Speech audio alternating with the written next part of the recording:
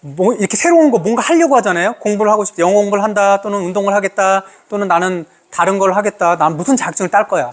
또 이렇게 하게 되면 막상 하려고 하면 뭐부터 시작해야 될지를 모르겠는 거죠. 근데 이럴 때는 잠깐 뭔가를 이렇게 하나 세워야 되는 거예요. 뭔가 붙들어 낼 수 있는. 우리가 맨 처음에 뭔가 떠오르는 것들은 굉장히 추상적이고 되게 가변적이고 변동성이 많아요. 제가 요새 좀 생각했던 건 뭐냐면, 눈사람 만들 때 우리가 눈사람 만들어야지 라고만 생각하면 눈사람 만들어지지 않는다라는 거라 그랬잖아요. 우리는 첫 번째 뭘 해야 되냐면 눈을 뭉쳐야 되잖아요. 이렇게 눈을 막 뭉쳐야 돼요. 눈을 뭉쳐가지고 이 눈을 어디로 가져가야 돼요? 눈이 많은 곳으로 가져가서 굴려야 되잖아요. 굴리면 눈사람이 우리가 원하는 크기만큼 커지잖아요. 그러면 그 크기만 커지면 두 개를 사서 눈, 코, 입을 붙이고 이렇게 해서 꾸미게 되잖아요. 목도리를 걸어주든지. 이렇게 해서 눈사람 만들 때 무엇부터 하냐면 눈을 뭉치는 것부터 시작한단 말이에요. 근데 눈사람 만들어야지라고 생각해서 어떻게 뭐부터 해야지라고 구체적으로 생각을 해서 눈을 뭉치는, 이 눈을 뭉치는 눈뭉치, 첫 번째 눈뭉치가 우리에게는 눈사람 만들 때 기둥이라는 거죠. 눈사람 만들어야지 그래서 큰 거 없나 이렇게 찾으러 다니다가 머리하고 몸통을 만드는 큰 거 없나 이렇게 찾으러 아무리 다녀도 그런 눈 있겠구나. 남들이 만들어 놓은 거. 남들이 만들어 놓은 거 있을지 몰라도 본인이 만들려면 어쨌든 눈을 뭉치는 것부터 시작해야 됩니다. 제가 요새 다른 책들도 그렇지만 특히 자기계발서 보면 어떤 것들이 많으면 이런 뭐가 있냐면 뒤에 참고문헌이 없어요. 참고문헌이 없고 한두 개 정도 있고 그냥 거기에는 자기가 읽은 책들이 녹아 있겠죠. 그럼 이렇게 막 쓰다 보면 되게 추상적으로 흐르는 경우가 되게 많아요. 그리고 언어 자체도 어떤 객관적인 무언가가 아니라 그냥 주관적인 뭔가가 되게 많이 나와서 이렇게 뱅뱅뱅뱅 돌다가만 저도 그렇지만 저도 뭐 거기에 자유롭지 못하죠. 그래서 어떤 책들은 제가 요새 읽었던 중에 그 불변의 법칙이라는 것들이 있어요. 되게 요새 잘 나가는 책이에요. 거기 보면 뒤에 보면 참고문헌이 수두룩 빽빽 있어요. 경제에 대한 참고문헌들, 역사에 대한 참고문헌들. 그 참고문에 대한 사실들을 기록하고 거기에 대한 자기의 통찰한 내용들을 정확하게 거기다가 서술하니까 흔들림이 없는 거예요. 탄탄하게 이렇게 어떤 내용들의 흐름들이 눈에 이렇게 선명하게 보이는데 이렇게 자기가 생각한 것들을 추상적인 생각 그대로만 이렇게 펼쳐놓게 되면 중심점이 없어서 막 흔들린다는 거 봐. 이렇게 하면 안 된다라는 거죠. 그래서 우리가 글을 조금 쓰게 되면 뭐냐면 어떤 특정한 단어가 나오면 사전에 찾아봐요. 이 의미가 이거구나. 그래서 어떤 글들 블로그 보거나 어떤 글들을 보면 대부분 사전에서 찾으면 이 글은 무슨 의미다 뭐 이렇게 얘기하는 것들은 이게 바로 글을 전개해 나갈 때 기둥이라는 거죠. 그럼 조작 측정의는 뭐냐면 내가 나의 글을 쓸 때 어떠한 사랑 또는 건강 이런 게 건강이라는 것들이 사전에서 의미하는 건강이 있고 건강을 내가 생각하는 건강이 다르잖아요. 그럼 내가 생각하는 건강은 이거다 라고 생각하면 그 건강에 대한 정의는 조작 측정이라고 얘기를 해요.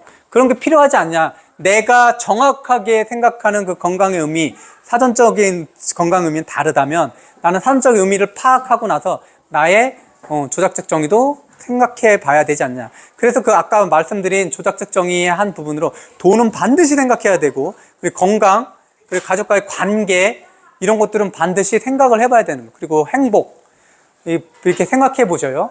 우리 가족이 행복하려면 뭐가 필요할까? 본인들이 생각해 보셔야 된다. 내가 그리고 우리 아이도 생각해 보게 하고 그 다음에 나의 배우자들도 반드시 생각을 해보시는 거예요. 그러면 다른 모습일 거예요. 어떤 집은 건강도 필요하고 그 다음에 관계도 좋아야 되고 또 우리 집은 적어도 그래도 경제적으로 안정되기 위해서는 순자산이 한 20억은 돼야 돼. 근데 이게 다를 수 있잖아. 우리 집은 한 5억만 돼도 될 것 같은데 이게 다를 수 있다는 거죠.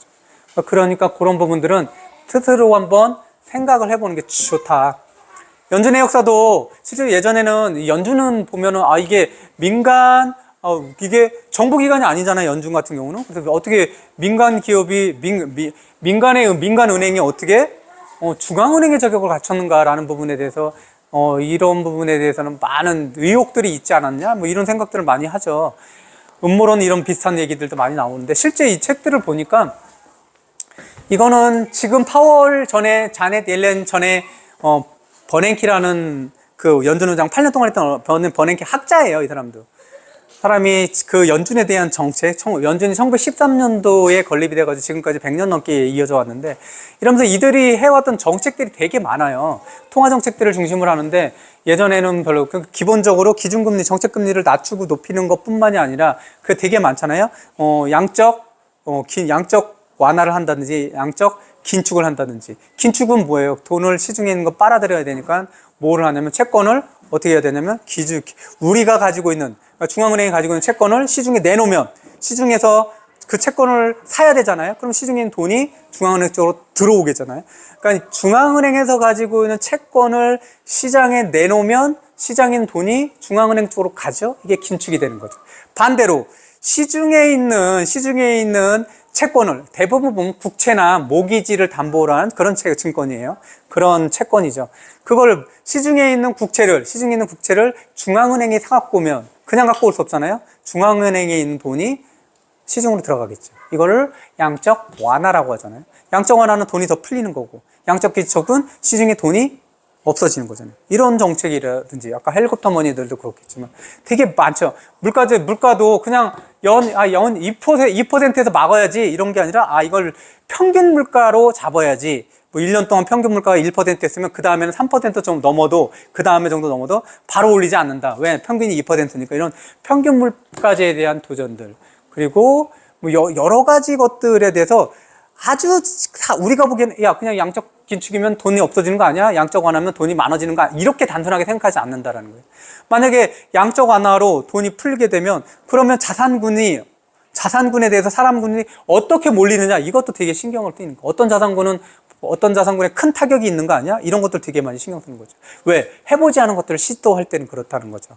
일드 커브 컨트롤 뭐 이런 것들도 그렇고 뭐 실제 뭐 장단기 금리를 이게 역전이 되면 이걸 어떻게 맞추지 이런 부분도 우리는 그냥 머릿속으로는 그게 왜 필요한지에 대해서는 이해할 수 있는데 그들이 거기까지 실천하기 위해서는 모든 연구적인 데이터들도 있지만 그걸 실행하고 나서 이것들도 후속으로 이게 제대로 된 거야 안 된 거야 라는 것들을 검증해 보는 그런 단계들을 끊임없이 거친다라는 거죠.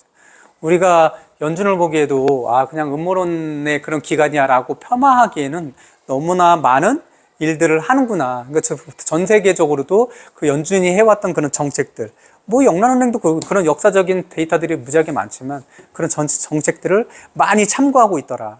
그러니까 우리가 보이는 게 다가 아닌 것처럼 우리도 똑같을 거예요. 돈도 그렇게 해서 한번 생각을 해보시고 저도 연준을 이번 계기로 다시 보게 된 것처럼 어머님들도 아까 말씀드린 것처럼 우리 가족의 행복을 다시 한번 이렇게 어떤 게 우리 가족의 행복을 가져올 수 있는가에 대해서도 생각을 해보고 돈도 한번 늘 그렇게 생각을 해보시라는 거예요. 그럼 경제적인 수준들을 어느 정도로 갖고 갈 것인가도 진짜 한번 생각해보고 막연하면 끝도 없이 그것만 보고 가려고 하다가 진짜 맥 빠지거든요. 그렇죠? 나는 아무것도 가늠해보지 않고 나의 순자산 나의 목표는 1,000억이야. 1,000억이 얼마나 큰지 계산해보면 입이 다물어지지도 않아요. 1,000억은 내가 감당할 수도 없어요.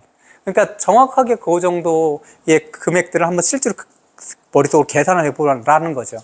그리고 이런 것들도 실제로 자꾸 그렇게 생각을 해보면 큰돈에 생각해보면 큰돈이 붙을 수 있는 확률이 되게 높아져요.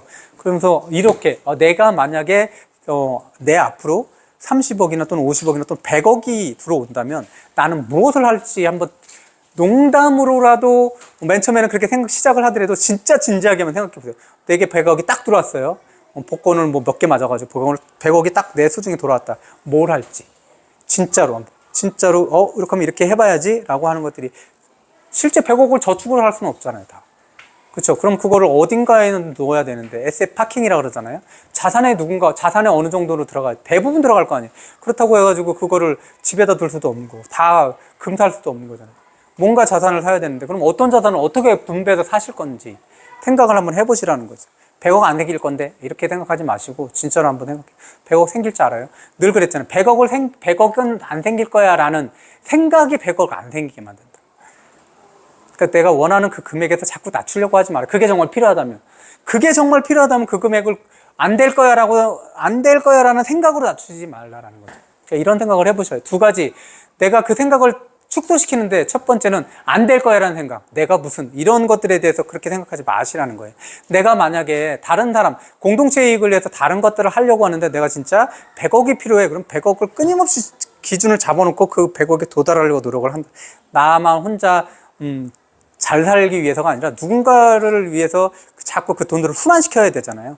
워런 버핏 할아버지, 빌 게이츠 할아버지가 했던 것처럼 워런 버핏 할아버지가 늘 그러잖아요.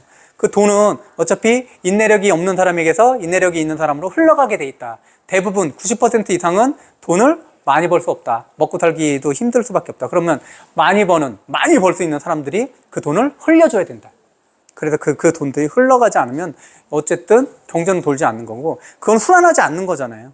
그러니까 나는 늘 어떤 쪽을 지향해야 되냐면 공동체의 이익에 지향해야 되고, 그것들을 머리에 늘 염두에 두지 않으면 나에게 돈은 그냥 어디냐면은 마지막 저장소가 되는 거예요. 맞아. 저장소가 되면 돈들이 어떻게 돼요? 여기에 갇히고자 하지 않잖아요. 왜냐면 신용이니까. 갇히고자 하지 않는단 말이에요. 신용은 늘 누구를 찾아가요? 내가 봤을 때 고맙다고 생각하는 사람들을 찾아 돌아간단 말이에요. 그렇기 때문에 여기에 내가 아무리 가두려고 해도 내가 가지고 있는 그 곳간에 채울 수 있는 것밖에 오진 않아요. 그래도 언젠가는 다 나가게 돼 있어요. 그럼 나는 뭐냐면 내가 이 정도의 곳간을 가지고 있으면 나는 여기를 채워서 더 큰 곳간을 채울 거야. 그럼 내가 가지고 있는 곳간보다는 공동체가 가지고 있는 곳간이 훨씬 더 크잖아요. 그럼 내가 가지고 있는 돈들이 순환할 수 있는 큰 곳을 찾아야 돼요. 그래서 기부와 봉사는 반드시 필요하다고 했잖아요. 나 혼자 잘 먹고 잘 살게 된다는 그 목표를 가지고 있으면 돈은 막혀버리는 거예요. 그 생각을 빠르면 빠를수록 좋아요. 빠르면 빠르. 그럼 이렇게 그 김장훈 씨가 그 사람이 여태까지 기부한 것이 뭐 수십억이래요. 그럼 진짜 수십억이면 그 사람은 그 돈을 다 썼으면 그 사람 굶어 죽어갔을까요? 안 그렇다라는 거죠. 그 사람이 10억을 기부하는 사람들은 10억 이상의 돈이 흘러가요. 100억을 기부하는 사람은 100억 이상의 돈이 흘러가요. 왜 유재석 씨가 계속 뭐 후배들 어려우면 그거를 그냥 몰래 이렇게 더 주고 이게 어디 뭔가를 주겠어요? 왜 그럴까요? 그거 이상으로 들어오는 거 그 사람들은 다 알고 있는 거예요. 그렇게 바라는 게 아니라 나는 많이 더 들어올 거니까 그래서 준다 이런 생각이 아니라 진짜 그거 빼고 실제로 그런 마음을 하면 나는 그냥 돈이 통하는 통로가 되는 거예요. 통로가. 그러면 이 통로에 계속 돈이 흐른다면 나는 늘 돈이 많이 있는 상태잖아요. 근데 사람들은 그걸 못하고 이거를 출구를 막아버린다. 입구만 열어놓는다. 그리고 돈이 당연히 담기는 게 한계가 있는 거죠. 혼자서 이 지구가 우주가 전체도 그렇고 혼자서 살아갈 수 있게끔 돼 있지가 않아요. 자꾸 내가 봉사할 수 있는 곳, 기부할 수 있는 곳도 이 끝을 두면 안 돼요. 크게 열어놓으세요. 내가 봉사하고 기부하고 잘 됐으면 하는 바람을 가진 사람들은 나 자녀나 가족으로 끝이면 안 된다는 거죠. 가족에서부터 시작되지만 그게 우리 지역, 우리 세계로 다 나가야 된다는 거죠. 그런 생각을 끊임없이 하게 되면 원하시는 금액들은 점점 좀 늘어날 거예요. 그러면 그 금액을 그렇게 쓰신다고 생각하면 나는 늘 그 금액이 통하는 통로가 되는 거예요. 통로가 돼야 된다는 거죠. 저장고가 되면 안 돼요.